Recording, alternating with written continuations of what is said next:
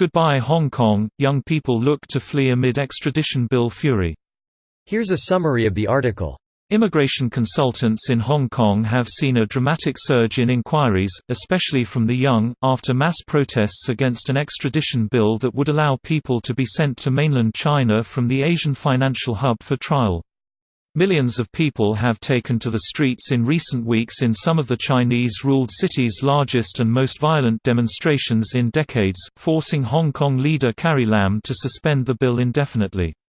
It's the first time ever so many people have attended our seminar, and never before have we seen so many young people attending, Golden Emperor Properties Managing Director Terence Chan said, referring to interest from 30 and 40-year-olds.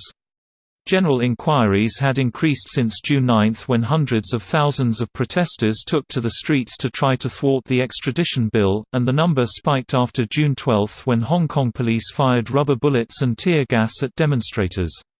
Some Hong Kong tycoons have already started moving personal wealth offshore amid concerns over the legislation.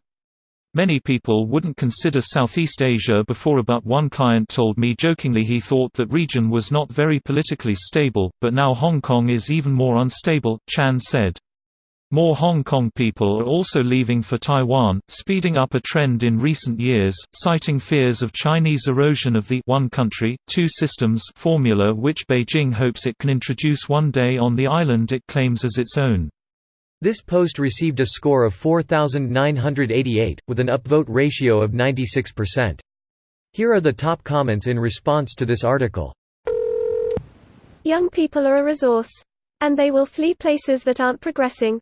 Malignant leaders will wake up one day with no one but fools left to order around, and society there will suffer. Well, the Chinese government want to turn Hong Kong to just another Chinese city, so all these local Hong Kong people leaving will just speed up the process, sadly. Not exactly, they still want all the money and innovation that Hong Kong creates. The problem is that they can't have that without Hong Kong's freedoms too.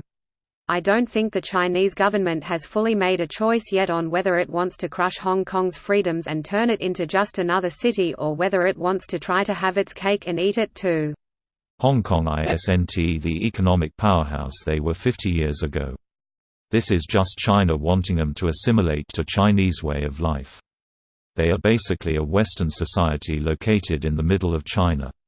Some of the most expensive real estate in the world, the most leveraged financial market system in SE Asia with bank assets that are 9 to 10x its GDP. You better believe China wants to keep it as it is, because the majority of capital flows through HK. I understand that it's no longer the massive port it used to be and can't contribute to China's GDP the way it used to, but from a capital-raising perspective it's still very important. And don't forget that China allows manufacturers in China to avoid its 17% VAT tax by shipping products to HK first and then back into another customer in China. It's often cheaper to do that if you're not manufacturing in a tax-free zone. That is a benefit to HK than China, isn't it? It benefits both as HK as China. Some regions are not included in the VAT to encourage growth. There are at least 7 IIRC. Well, I'm never going to be able to afford property in Vancouver, at least before I had a very slight chance. It's going to be even worse when Indians start becoming rich and leave their country and the masses. As far as the US goes, Indians are already the wealthiest ethnic group in terms of household income, specifically because of this reason. The ones that can immigrate easily are the ones who are already fucking loaded.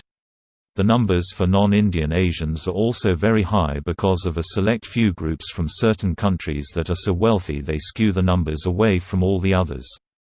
Those numbers are further skewed by cultural norms that are okay with larger households, whereas in America you're expected to move out at age 18. This video was automatically created by Reddit to speech. The article and comments in this video were selected from Reddit according to their upvotes, and any paraphrasing was performed by smmry.com, without any human intervention.